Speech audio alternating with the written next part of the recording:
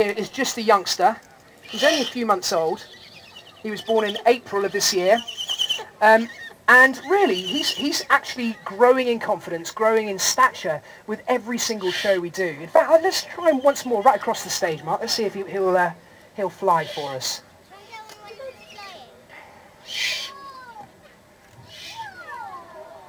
That is really quite something, considering how young he is. I mean, he's not really a trained bird, but he just seems to enjoy flying between our fists. So I'll take him out, Mark. Go on, up your step. Right, they are massive birds, really, really powerful birds of prey. I mean, look at those talons. If it wanted to, if it really properly clenched, it would be possible that it would go right through my hand. And a fully grown female eagle owl will take prey as big as a fox, big as a small deer, which is just extraordinary. They're very, very quiet as they fly. Even a bird of this size, they're very, very quiet and have a whacking great wingspan.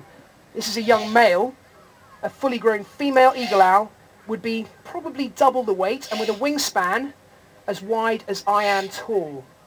They are absolutely awesome, awesome predators. And he's really quite heavy on my hand. It's a miracle that a bird of this size can fly and fly so well. And I'm absolutely, totally in love with him. Thank you very much, Marky. Right, okay, it's question time. So who's got a really good question for Steve? Will I pick? What's your name? Imogen. Hi, Imogen. How many snakes have you been bitten by? That's a very good question. My goodness, I have absolutely no idea. I've been bitten by 3 this week. No, I'm absolutely serious. The trick really is that, I guess with all different creatures, you treat them differently depending on their disposition and depending on what kind of animal they are. I mean, you would handle a little golden retriever puppy in a totally different way to a snarling Rottweiler, wouldn't you? So basically, if I'm looking at a snake that I know is non-venomous, that I know the bite is not going to be harmful, I'm quite happy free handling it. Whereas if it was a snake that could do me damage, I would handle it in a totally different way. And that's why, touch wood, I've never been bitten by a venomous snake while handling it. That's just, you know, the big payoff that you have is the experience of knowing which ones you can and which ones you can't. Steve, we've got a really great question here Hello. from Ollie. Hi, Ollie. Go. What animal can take down as big as a moose that's not size as a dog? Wolverine.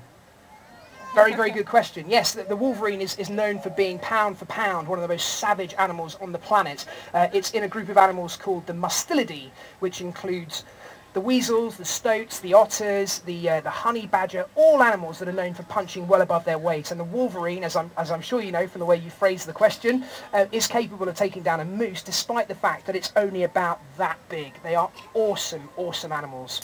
Emery has another snake question for you, Steve. How many snakes have a highly toxic venom that can kill its prey very fast? Well, venom is a very complex protein, and it has many, many different constituents. Some kinds of venom will work only on mammals, some will only work on frogs, and it's very, very specific to its prey, but it's also something that's quite costly to reproduce, which is why now we have quite a lot of species of snakes that have no venom whatsoever. There's 2,600, 2,700 different species of snakes on the planet. Of those, no more than about 60 could be dangerous to people. So much, so way, way over the top. Like an inland taipan, for example, has a venom that is actually used only on very small rodents. But it's the most powerful of any venom in the world. It's capable of, some people say, killing about 10 people with one bite. Why does that happen? Well, the reason for it is that the things it hunts live in burrows, and they'll run off into their burrow systems. So if it bites them and gives them a really potent venom that kills them very quickly, kills them within a few seconds, then they're not going to disappear off into their burrow systems and be impossible to find.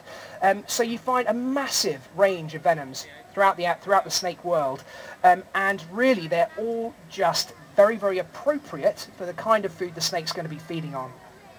Steve, we've got a question down here from Thomas. Hiya. How fast could a peregrine falcon go? That's a very good question. The peregrine falcon in level flight is no faster than quite a lot of quite ordinary birds. I mean, it can be outflown by pigeons, they can be outflown by some of the more muscular ducks, like eiders, mergansers, even mallards really. But what's really remarkable about their flight is what's called a stoop. And the stoop really is almost the opposite of flying. It's when they fold their wings in and they drop down at vast speeds towards their prey. I've heard everything from 150 miles an hour to 250 miles an hour as a speed of their stoop. This is a peregrine cross. It's not completely purebred, but it is it is a peregrine basically, and it has all sorts of adaptations that allow it to be that fast. I personally reckon around about 200 miles an hour is a really, that's the bet that you hear the most often is 200 miles an hour, but like I say, it's not 100% certain. And the final question, I'm really sorry guys, I know there's so many of you want to ask Steve questions, but we do have to kind of move along, and it goes to Josh. Hiya. Why do polar bears live in the Antarctic?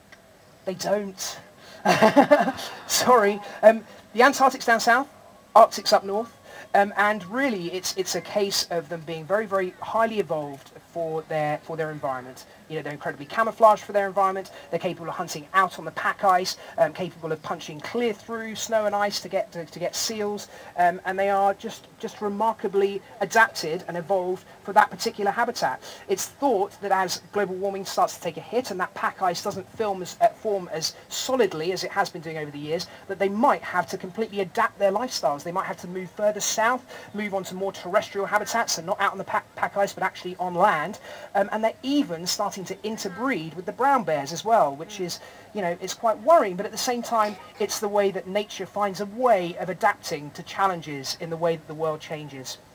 Right, thank you all so much for coming down here today. I hope you have a great time. There's lots of other stuff to do. There's the Rollerpalooza thing over there. There's the climbing wall. There's all kinds of crazy stuff. I hope you have a fantastic day, and thank you all very, very much for coming down. Let's see you all. Steve Backshall, massive round of applause. But very exciting as well. Deadly 60. Any fans of Deadly 60? Yeah. We've been nominated for a Children's Choice Award, so if you do really like the show, please go and vote online. Can we do it? Awesome. Thanks so much. A massive round of applause to Steve Backshall and Mark Amy. Now, if everybody, you look